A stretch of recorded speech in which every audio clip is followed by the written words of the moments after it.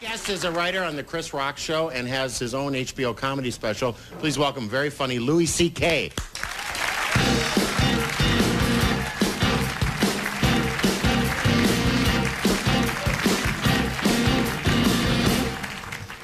Thank you. How you doing?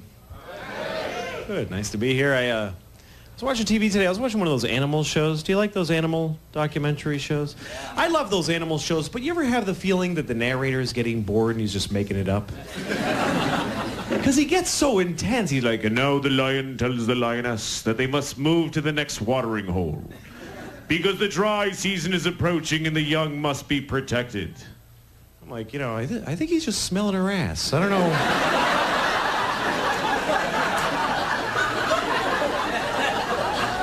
Where are you getting all that? He's sniffing her ass. It's easy. It's simple. I've been traveling a lot. I was in Maine. I don't know if you've been in Maine, but people in Maine, they have a weird accent there. I could almost not understand anything that anybody was saying because the accent was so weird. Like, I went up to this guy, I said, hey, how you doing? And he said, I was like, wow, that's like another language almost. I like to travel, but sometimes I get lonely, it's sometimes when you're on the road, you just get lonely, and there's little things that people will say to you that will remind you that you're lonely. Like, I was checking in at the airport, and the woman's like, did you pack your bags yourself? Yeah, it was just me in the room. She's like, did anybody give you anything to bring on the plane?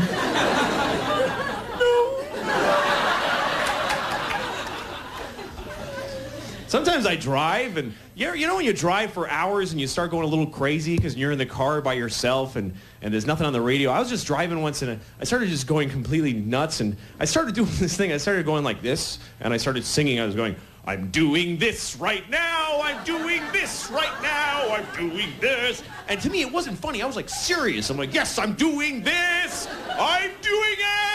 Like really loud, and then I stopped doing it because I had to drive with both hands, but I kept singing it. I was like, yes, I'm doing this, I'm doing this. And then I felt this guilt. I thought, I'm not doing it. I'm so full of crap, I'm such a, what am I singing for?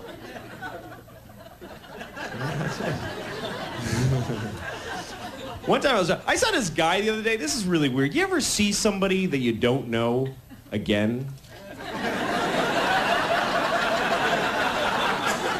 You know what I'm talking about? Somebody that's a total stranger, but they keep popping up.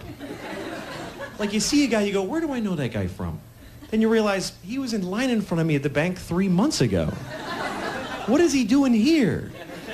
It's weird. It's like God is running out of extras in the movie of your life or something. Starting to reuse people. All right, you go be a guy on the bus. But I was just a jogger. Just go, put a hat on. I don't care. Strangers, what I like to do? I like to go up to total strangers when I'm bored and just start conversations with them. You should try this. If you have nothing to do, just go up to somebody you don't know and just start a conversation. But the fun way to do it, don't start the conversation in the beginning. Just start it in the middle. Try it. Just walk up to some guy in a store and just go, yeah, well, how do you think I felt? It's fun to screw around with strangers because there's only a small level of contact that's really acceptable amongst two people who don't know each other, really, like on the street. All really anybody wants to do is like, that's all anybody wants. That's like the level you're supposed to stay at.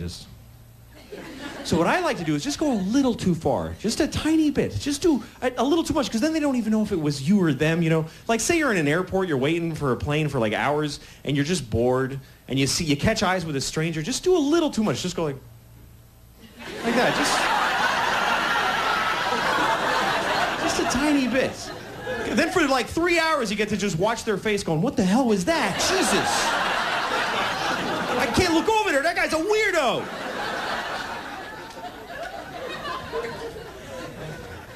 I love looking at other people, Like, I saw this guy on the street today, and he's one of those guys making he's trying to act really tough. And when guys are trying to be tough, they're just stupid. They're just idiots, Like, this guy's standing on a corner by himself, and he's just going like this. He's like,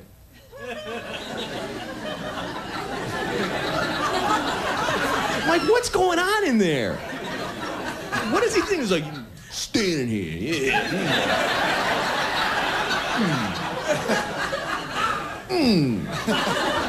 I always wanted to follow a guy like that from the beginning of the day, like to see how he gets there, you know?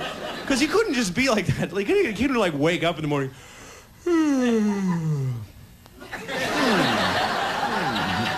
Showering, yeah. Washing my ass. Yeah.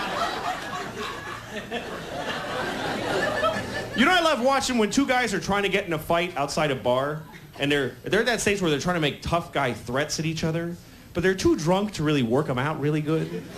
So they can't come up with cool ones, you know? They're like, yeah, I'll stick your ass in your ass. Well, I'll blow up your face so much you'll crap.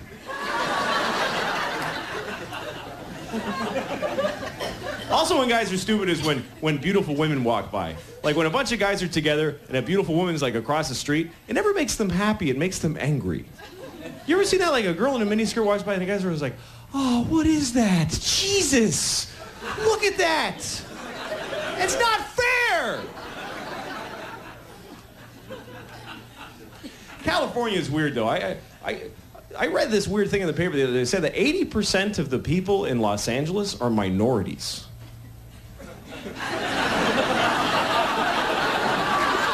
Don't you think you should stop calling them that when it hit 80%? That's a very white attitude, you know? You can take a white guy to China and you'd be like, look at all these minorities they got over here.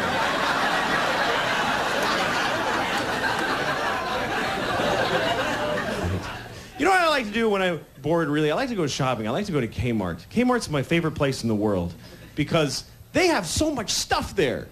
And the variety is amazing. And you can buy combinations of stuff at Kmart that you can't buy together anywhere else. I like to go in there and ask for combinations of stuff that kind of weird them out a little. I like to go like, hi, I need a jar of mayonnaise and a stopwatch and a Bible. Just to make them wonder what you're doing with this stuff later. Like, I need a case of motor oil and a Huffy 10-speed and a blonde wig. Some road flares and a pair of pink panties. I went shopping at this store near my house and I got in this terrible situation. I'm trying to buy just a roll of film, right? And I was in kind of a hurry and I wanted to leave. And the guy, I paid for the film and he wouldn't give me the bag, you know, and I'm trying to leave. And he goes, hey, wait a minute, you know, if you pay for the developing now, I'll give you a discount. And I was like, no, it's okay, I don't need it. And he goes, why not? I was like, well, because I'm not going to have it developed here. And he goes, why not? So I'm trying to convince him, like, well, because I'm going to France tomorrow. Now I'm lying to a total stranger. But I'm going to France. And he wouldn't let it go. He's like, well, why don't you bring your film here when you get back from France? I was like, well, no, I can't because I'm moving there for like 2 years. See, now I can't even walk past the store for 2 years because this idiot thinks I'm in France. You guys have been great. Thanks a lot for coming. Good night. Louis C.K. We'll be right back with more Comedy Showcase.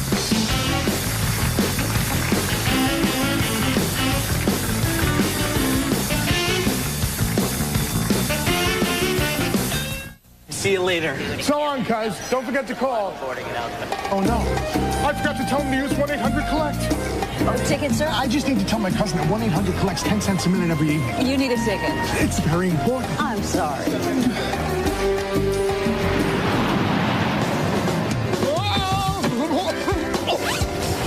Oh, I forgot to tell you, when you call me, use 1-800-COLLECT. It'll save me a bundle. Yeah, I know. What else would I use? 1-800-COLLECT. 10 cents a minute every evening.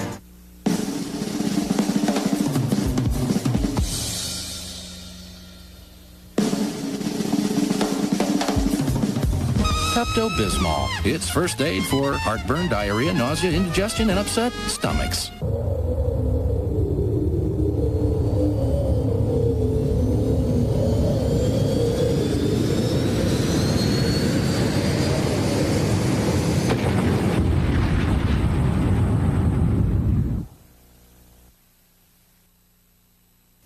On the next Roseanne Show, funny man Jamie Foxx. You like fat chicks, don't you?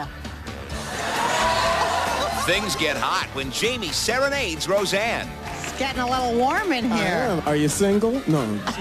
Then see if you can pass Roseanne's sex ed quiz. A male reaches his sexual peak at A, 16, B, 18, C, when he gets to your house. The Roseanne Show, Monday afternoon at 5 on Fox 40. Hank's secret is out. You were born with a narrow urethra. And it can only mean one thing. Was I adopted?